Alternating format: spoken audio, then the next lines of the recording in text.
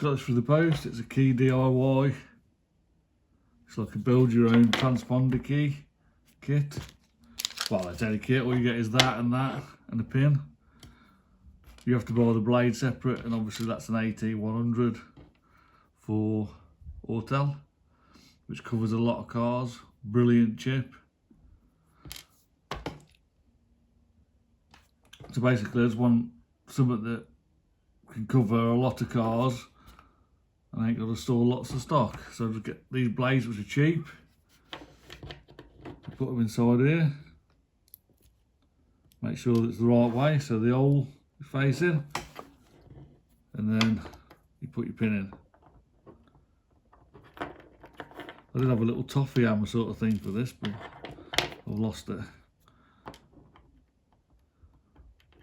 Anyway, I'll do that after. And then you got the AT chip, which fits in lovely there. So it fits down really low in the key, which is good. That way it's going to get right close to the ignition coil. By ignition coil I mean the coil of wire around your ignition key that picks up the signal.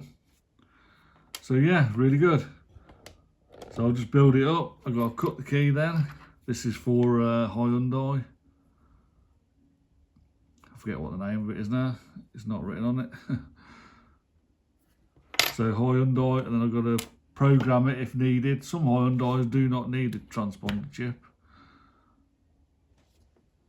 So we'll see. I'll put it in. I'll try and clone it if not, and build it up.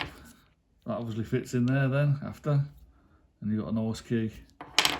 Then you've got a little hole there if you need to press out the transponder later on. So good things, these little KeyDiy cases and separate keys.